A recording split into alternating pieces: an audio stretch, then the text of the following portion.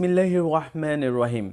Here is an Islamic story, the faith of the believers. Allah declared, those believers up to whom the people, hypocrites, said verily, the people have gathered against you a great army, therefore fear them. But it only increased them in faith, and they said, Allah alone is sufficient for us, and He is the best disposer of affairs for us. So they returned with grace and bounty from Allah. No harm touched them, and they followed the good pleasure of Allah. Allah is the owner of great bounty. It is only shaitan that suggests you the fear of his awliya, supporters, and friends, disbelievers in the oneness of Allah and in His Messenger, Muhammad, peace be upon. So fear them not, but fear me, if you are true believers.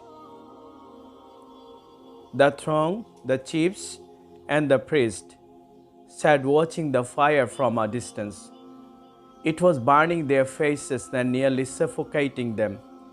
It kept burning for such a long time that the disbelievers thought it would never be extinguished.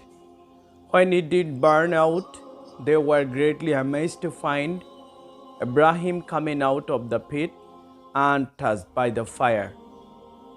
Their faces were black from the smoke, but his was bright with the light and grace of Allah.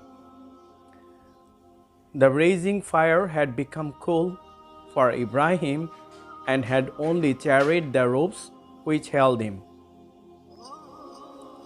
He walked out of the fire as if he were walking out of a garden. Cries of astonishment were heard from the hit hands. They wanted to harm him, but we made them the worst losers.